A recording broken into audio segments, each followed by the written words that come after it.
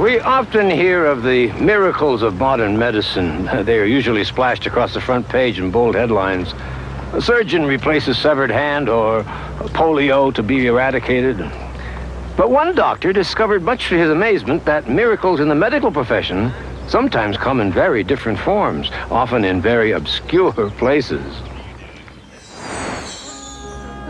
Meet Dr. Benjamin Powell, second in his class at the same medical school where his father and his grandfather had studied before him. His instructors had described him as both brilliant and sensitive, qualities his grandfather hoped would lead him into general practice, but things hadn't worked out quite that way. I don't know how you can just sit there and stare at that thing all day. Grandpa, have a seat. What is it? Another miracle cure? Who knows? We just work and hope. Benjamin, you've been out of medical school now for 6 years. When are you going to practice real medicine? Let me guess. You've got another wonderful opportunity for me. What is it this time? Clinic in rural Idaho needs somebody? Actually, what I got in mind is something much better than that. A volunteer mission. Your father and I and several others are going to set up a facility in Guatemala. Train some locals to help the Indians in the outlying villages.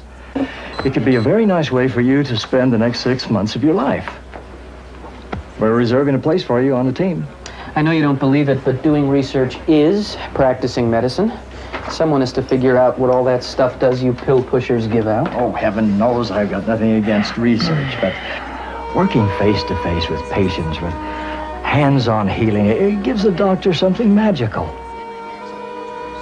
Beyond anything you can get from a computer printout or a test tube. That there's something out there. Something you won't even be able to understand unless you get out there and experience it. I'd hate for you to miss that. Stuck here. I know. You remind me every time you see me. Well, we're getting together at the house this Saturday evening. We're going to work through some plans with the other volunteers. You could at least come over and see what we're up to. I wish I could, but I'm committed to speak at a symposium in Lake Tahoe on Saturday. Whatever happened to that doctor's bag I gave you when you graduated from medical school? It's in my car. I always carry it with me. You know, there's more miracle cures in that bag than in that thing.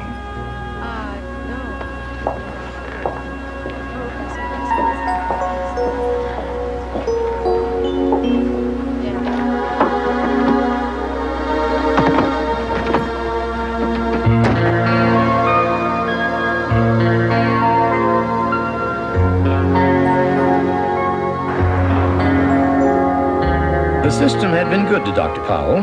He enjoyed all the trappings of a successful career, the respect of his peers, money, and a certain degree of fame. And he probably wasn't thinking about the medical bag in the trunk of his car that Saturday as he headed up the mountain to Lake Tahoe. No one's here to take your call right now. Please leave a message at the tone. Rachel, I left some dictation on the machine at the office. I need you to get started on it as soon as you get in Monday. Also, there's an important appointment change I need you to make. I'm starting to get out of range. Signal on this frequency is breaking up. I'm going to dial again. I'm sorry, your call cannot be completed. You are out of the service area.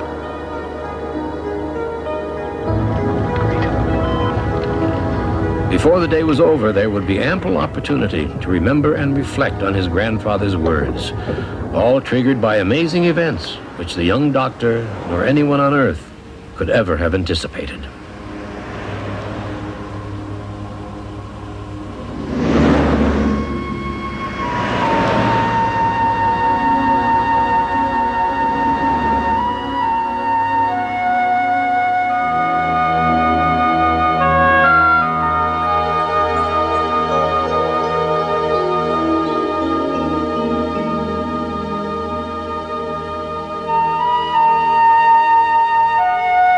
Dr. Powell didn't ordinarily pick up hitchhikers, but for this boy, so young and in the middle of nowhere, he made an exception. There was something about this youngster that was immediately compelling.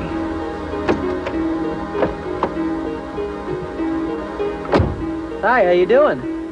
You're a bit young to be out hitching rides, wouldn't you say? Where's your mom and dad? Where are you going? Okay, we're on our way.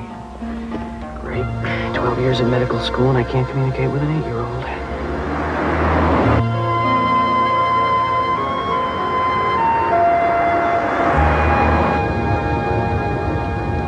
So you have very far to go?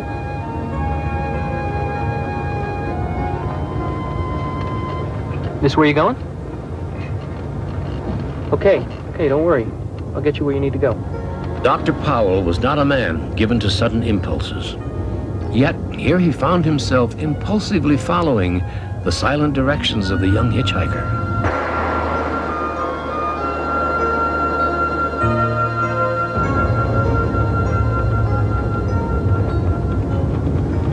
What's going on?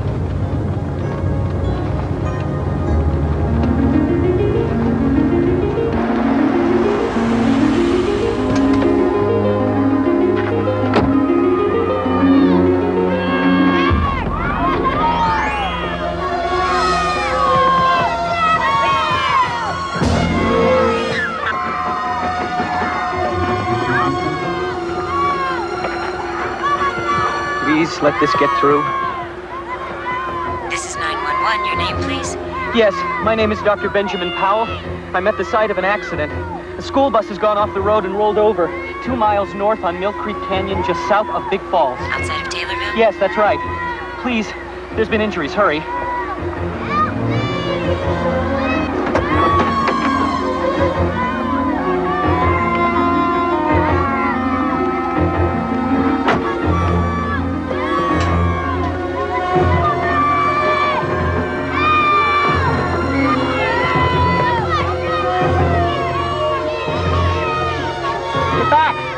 Get back, away from the door!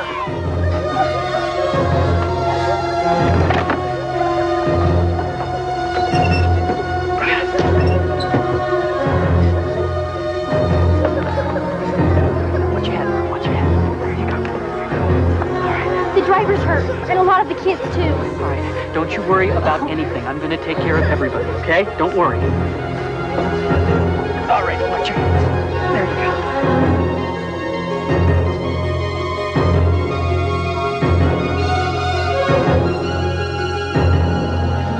Hit your head before like that? Yeah. Got a headache? Yeah, I'm sure. Don't worry about that. We're gonna take care of that right now. Feeling all right?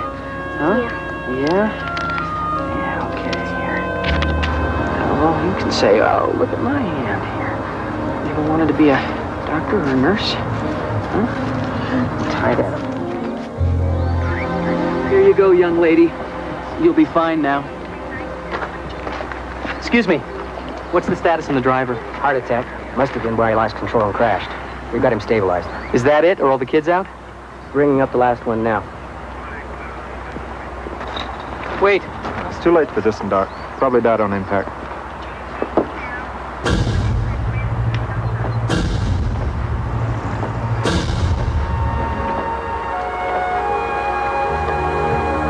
I've seen this boy before. On the road, I gave him a ride. Couldn't have been. We just pulled him out of the bus. One of the kids told me when the driver slumped over, this one jumped up and grabbed the wheel. Kept the bus from flipping the tree up the road. If it hadn't have been for him, you might have lost a lot more of these kids. Lucky you came along when you did. Real lucky. Let's go.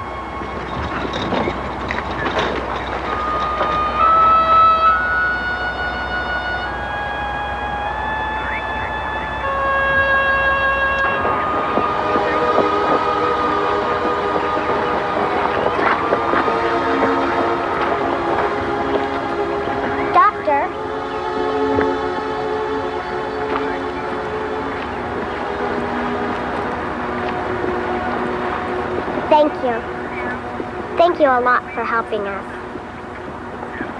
I'll never forget you. And I won't forget you. Any of you.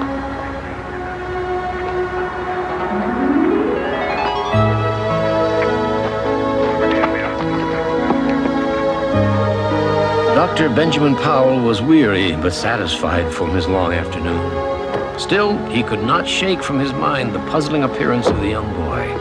Could it merely have been just his imagination? I'm sorry, And now, still another odd note to add. He had earlier been able to reach 911 to call for help, But now he was not even able to get a dial tone.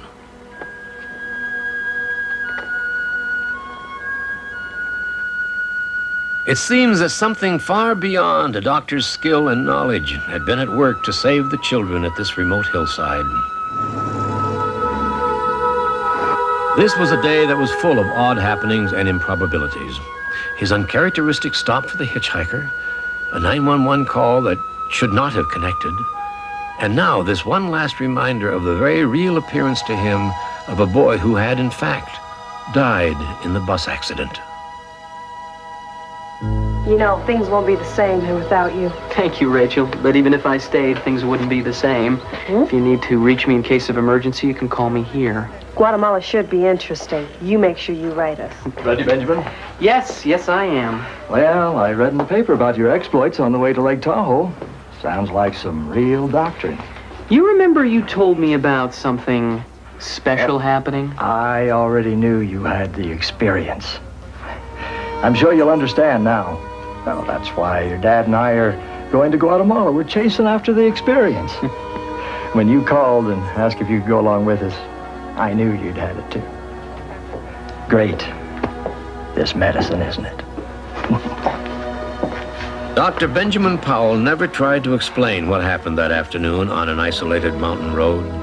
He accepted the miracle for what it was, for how it changed him, for the true understanding of his profession it offered, and for the kind of doctor it had helped him to become. I think that a spirit is the part of us that is between our intellect and between our body. It's our focus. It's our force. And I think it's the thing that surfaces when we need help. And I think that that boy was in serious need of help and attention. I think he recognized it for what it was, for the fact that somebody's spirit had reached out to him.